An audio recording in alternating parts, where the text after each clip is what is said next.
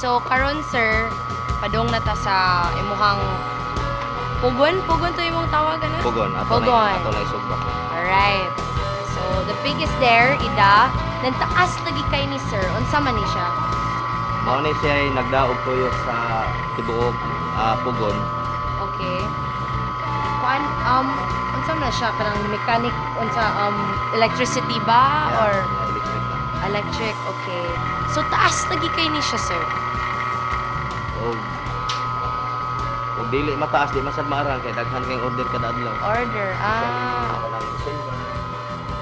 So at least karon sir masayon na kay di ba yung ka sa una nga kanang if it katong manual pa, di ba? Kanang lisod kaayo kay i-flip panimo. Lisod niya og kapuyon ang mga tao ini kaugma wa na makatuyo. Wala makatuyo. Wala. Wala muscles kay na sir, di ba? Next day Whereas kining makina di man ni kapuyon. mao jud. So karon imuhang mga staff mo bantay na lang sa kuan. Mag-igo na lang mag-atiman sa uling. Okay. So mao na kanang ilang i make sure nga ang uling di sad kay kuan init or sa sobra kay mo sobra mapaig sad. Okay. So unsa man ang sikreto sa kuan sa uling? Kuan lang na siya kanang segregate lang na siya kanang equal lang ang pag kuan. Kinahanglan sakto-sakto lang. Okay. Tapos sakto nga uling, sakto sad nga oras. Naay dako kay nga wall clock. So ug unsa kadako ang baboy naa na mi ideya og pila na ka oras lutoon. Pero ug moingon tang pila ka oras lutoon kinahanglan balanse sad sa uling. Okay. Kaya ug moingon tang nga lutoon og usa ka oras ug tunga tapos gamay rang uling hilaw gihapon. So usa ka oras ug tunga unya sakto sad sa uling. Sakto na gina siya nga luto. So karon they have to adjust the charcoal like Sir Rico said kanina. Then kani mao ni ilahang kuan gamit sa sauce ngano taas kaayo because init. So hot, grabe. Kabaw sa sweaty. But anaon na siya. Diba sir? Itapura sa pig. Na kay daghan man kay siyang oil.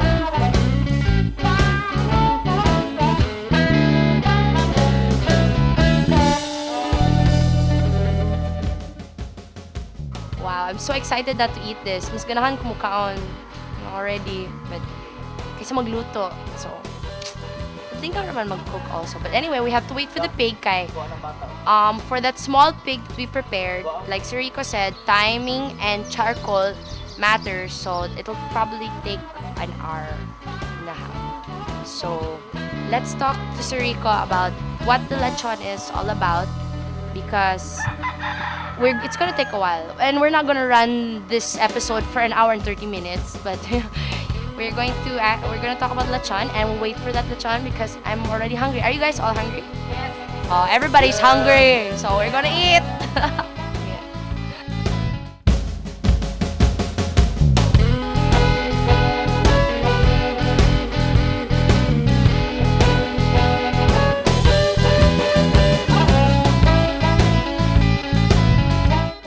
Lechon baboy first started here in the Philippines and why it's so famous here in Cebu.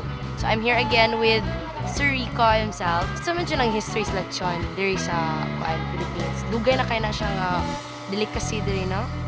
Sa una pa na sa mga timpo pa siguro sa mga tiguang kay inaanam siguro tang mga Pilipino, di ba? Murag mauwaw kag naay okasyon nga walay lechon. Walay lechon. So, og naa manggani tay okasyon ang kitang mga Pilipino mangita kitag way nga naa tay budget para lechon. Unsa nakakadugay sa lechon business? Ako siguro mga 10 years na siguro ko na 10 years lechon. na di ay. Gani ako mo ay personal nga tigluto og lechon ni Erap Estrada. Kita pa sir, daghan pa siguro na besides Erap. Alabin Rama,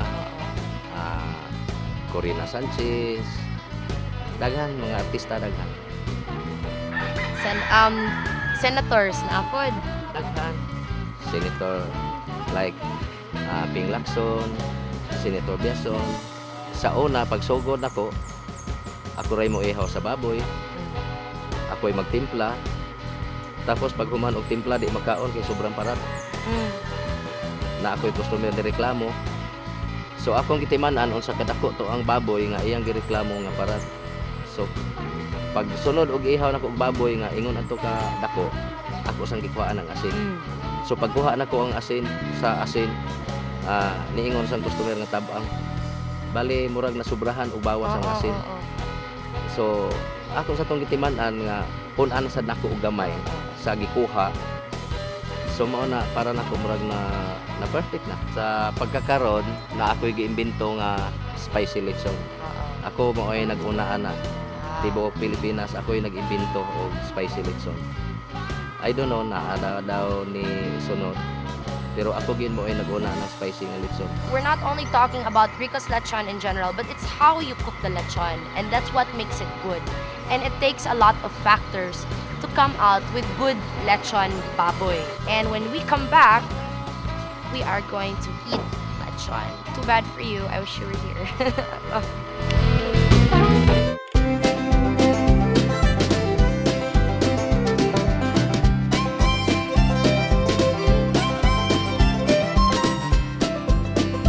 So we're done waiting. We were talking to Sir Rico a while ago about history of lechon. And Sir Rico, once naman tanga part karon.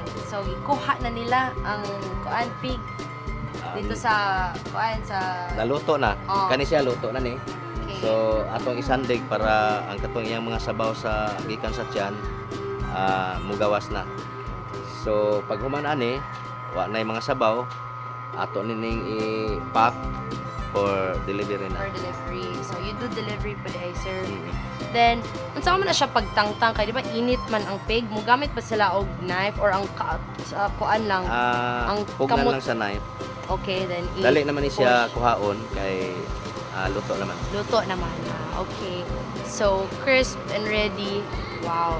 So unsa next siya kadugay? 1 minute lang or 2 minutes or Mga 5 minutes lang. 5 minutes lang. Okay, so after that, we are going to eat. So we've got to the whole process of the lechon baboy. It really takes precision. So thank you kay Sir Rix. Mag-eat na ta after this. Alright. Let's watch how they, take care of it and wrap it to make it still fresh, diba? Mga dyan ang importante kay fresh ka po siya. Alright, so, sama ni nato kuya. Ready for putos na. Putos, okay. So, and it's still steaming. They wrap it up while it's still steaming. My God, hindi mo pilit ang paper, sir, no? Dili na siya mapilit. It's nice. So, pag kuha ni mo, init pa kaayo, fresh. Crispy pa kaya. Crispy. Okay, that's how people actually want it. Of course, everyone would love to have like their lechon hot and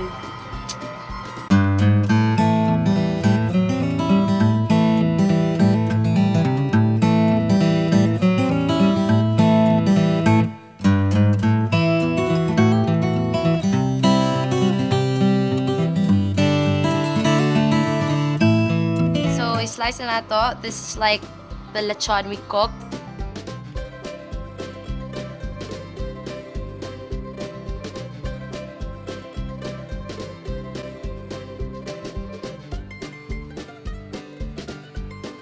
That is so good. It's so good. So we learned a lot today. From the piggery to the pugon to the way it's cooked to the history of lechon. I hope you all remember that because that is what your lechon baboy is made of. History, tender loving care, and a lot of secret ingredients. So thanks to Sir Rico. Sir Rix, thank you kaayo lami, kaayo sir. You're welcome. So thank you everybody, thank you. So let's all dig in. I don't wanna make, talk too long na. So you only catch the best and most scrumptious meals. So good. So tasty. Only here on Behind the Scenes with Nikki Taylor, where everything you see is not what it always seems. Everything is a